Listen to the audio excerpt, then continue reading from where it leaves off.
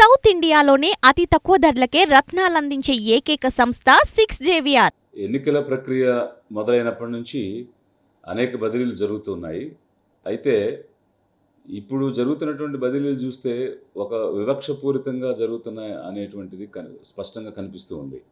వాస్తవంగా ఎలక్షన్ జరిగిన తర్వాత జరిగినటువంటి హింసలో 3 జిల్లాలు ఇన్వాల్వ్ అయ్యి అక్కడ హింస జరిగిందని పోలీసు అధికారులను ఎస్పీలను మార్చారు, సస్పెండ్ చేశారు. కానీ కేవలం నరసరావుపేట పల్నాడు కలెక్టర్ శివశంకర్ని మాత్రం ట్రాన్స్ఫర్ చేయడం జరిగింది. మిగిలిన అనంతపూర్ కానీ తిరుపతి కానీ చేయలేదు.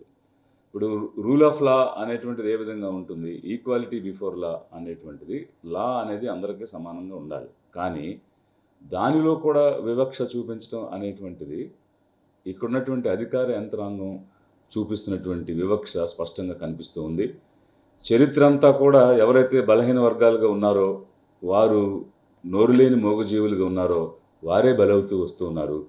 ఎప్పుడు ఏ సంఘటన జరిగినా బలిపశువులు ఎవరు అని అంటే ఈ బలహీన వర్గాలుగా ఉన్నటువంటి పేదలే బలిపశువులుగా అవుతున్నారు. ఎలక్షన్కి ముందు 3 కలెక్టర్లు మార్చారు, అనంతపురం, కృష్ణా మరియు తిరుపతి. అప్పుడు కృష్ణా జిల్లాలో ఉన్న రాజుబాబుని, తిరుపతిలో ఉన్న లక్ష్మీషాని ఎలక్షన్కి ముందు మార్చారు. కారణాలు ఎవరికి తెలియదు, కనీసం వారికి ఏ రకమైనటువంటి ఇన్ఫర్మేషన్ కూడా లేదు. ఈ రీజన్ వల్ల అని నోటీస్ కూడా లేదు. ఇప్పుడు నరసరావుపేట పల్నాడులో ఉన్నటువంటి శివశంకర్ని మార్చారు. అతనికి కూడా ఎలాంటి నోటీసు లేదు, కనీసం ఏం జరిగింది అని అడిగిన వారు లేరు. ఒకేసారి ఏకదం ట్రాన్స్ఫర్ అనేటువంటిది ఇచ్చేశారు. అంటే ఎప్పుడు ఏ విషయం జరిగినా బలి చేయడానికి ఓన్లీ ఎస్సీ ఎస్టీ ఆఫీసర్సే ఉంటారా? ఒక ఐఏఎస్ స్థాయిలో ఉన్న అధికారులకే రక్షణ లేకపోతే ఇక మామూలు వ్యక్తులు, మామూలు అధికారుల పరిస్థితి ఏముంటుంది?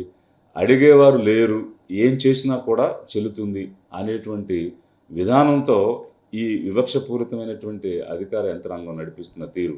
ఎన్నికల సంఘం ఏం చెప్తుంది? చీఫ్ సెక్రటరీ ఇచ్చిన రిపోర్ట్ని ఆధారంగా చర్య తీసుకున్నామని చెప్తున్నారు. మరి మీరు రిపోర్ట్ ఇచ్చేటప్పుడు ఎవరు ఏమిటి అనేటువంటిది, ఎవరి పాత్ర ఎంత అనేటువంటిది చూడాలి. చూడకుండా ఆనాడు రాజబాబుని, లక్ష్మీషాని, ఈరోజు శివశంకర్ని మీరు మార్చిన 4 కలెక్టర్లో 3 ఎస్సీ ఎస్టీలే ఉన్నారు. ఇంత వివక్ష ఏమిటి ఈ 76 సంవత్సరాల స్వతంత్రం తర్వాత కూడా? పైగా వారందరూ కూడా చాలా ఎఫిషియెంట్గా పనిచేసే అధికారులు, సమర్థవంతంగా పనిచేసిన అధికారులుగా పేరు తెచ్చుకున్నారు. పల్నాడు జిల్లాలో అయితే శివశంకర్ అనేటువంటి ఐఏఎస్ ఆఫీసర్ ప్రజలకు దగ్గరగా ఉంటూ, పేదలకు దగ్గరగా ఉంటూ అనేక విప్లవాత్మకమైనటువంటి రిఫార్మ్స్ను తీసుకొని వచ్చి పనిచేస్తూ ఉన్నాడు. గత 2 సంవత్సరాలుగా చాలా చక్కని పేరు సంపాదించుకుని పేదలకు అనేక రకాలైనటువంటి కొత్త కార్యక్రమాలు తీసుకొచ్చారు, ప్రభుత్వ కార్యక్రమాలే కాకుండా. అలా ప్రజల మనల్ని పొందిన వ్యక్తి మీకు నచ్చటం నచ్చకపోవటం అనేటువంటిది కాదు కదా చూడాల్సింది. ఆఫీసర్ యొక్క ఎఫిషియన్సీని కదా చూడాలి. అంటే ఇన్నాళ్ళు అడిగేవారు లేరు, ఏం చేసినా చెల్లుద్ది అని అనుకునే విధానంగా నడిచింది ఈ చరిత్ర అంతా 76 సంవత్సరాలుగా. ఇక మీదట అలా జరగదు. అడిగేవాడు వచ్చాడు. పేదల కోసం, బలహీన వర్గాలకు రక్షణగా నిలబడటానికి లిబరేషన్ కాంగ్రెస్ పార్టీ వచ్చింది. కాబట్టి రాబోయేటువంటి రోజుల్లో ఏ వివక్షను కూడా మేము ఒప్పుకోము. ఎక్కడ తప్పు జరిగినా పేదల తరపు నిలబడతాం, బలహీన వర్గాల తరపు నిలబడతాం, ఎస్సీ ఎస్టీ బీసీ మైనార్టీల తరపు నిలబడతాం. ఇది తప్పు, దీన్ని ఉపసంహరించుకోవాలి. మీరు మళ్ళీ పల్నాడు కలెక్టర్గా శివశంకర్ని పునరుద్ధరణ చేయండి. లేదు ఈక్వాలిటీ బిఫోర్ లా అంటే సస్పెండ్ చేస్తే ఎస్పీలను అందరినీ సస్పెండ్ చేయాలి. ఒకరిని సస్పెండ్ చేయటం, ఒకరినేమో ట్రాన్స్ఫర్ చేయటం, ఇంకొకరినేమో ట్రాన్స్ఫర్ చేయటం, మిగిలిన వదిలేయటం. అలా కుదరదు. మీరు న్యాయబద్ధంగా వ్యవహారం చేయండి. అక్కడ తిరుపతి జిల్లాలో కారు తగలబెట్టారు, ఇంటికి నిప్పు పెట్టారు, కానీ అక్కడ చర్య లేదు. వేరే చోట ఏమో సస్పెండ్ చేస్తారు. అలా కుదరదు. మీరు చేస్తే న్యాయబద్ధంగా చేయండి. అక్కడ చర్య తీసుకుంటే అందరి మీద సమానంగా చర్య తీసుకోండి. లేదంటే దాన్ని మళ్ళీ పునరుద్ధరణ చేయండి. శివశంకర్ని మళ్ళీ పల్నాడు కలెక్టర్గా పునరుద్ధరణ చేయండి.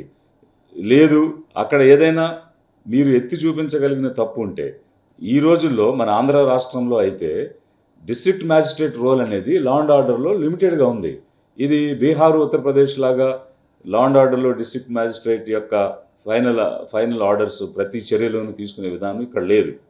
ఎప్పుడైతే డివిజన్ అనేది జరిగిందో పవర్స్, లా అండ్ ఆర్డర్లో మేజర్ షేరు పోలీస్ యంత్రాంగానికి ఇచ్చారో, అప్పటి నుంచి డిస్ట్రిక్ట్ మ్యాజిస్ట్రేట్ అనేటువంటి పదవి ఓవరాల్ సూపర్విజన్లో ఉంది తప్ప నేరుగా లా అండ్ ఆర్డర్లో ఇన్వాల్వ్ అయి చేస్తున్నటువంటి క్రమం ఇంచుమించు ఒక 30 సంవత్సరాల నుంచి లేదు. ఇప్పుడు జరిగేటువంటి లా అండ్ ఆర్డర్ సిచ్యువేషన్కి కలెక్టర్ని ఎట్లా బాధ్యం చేస్తారు? ఇది యూపీ బీహార్ కాదు కదా అక్కడ డిస్ట్రిక్ట్ మ్యాజిస్ట్రేట్ రోల్ ప్లే చేయడానికి. మీరు పల్నాడు కలెక్టర్ని బదిలీ చేయకుండా ఉండాల్సింది.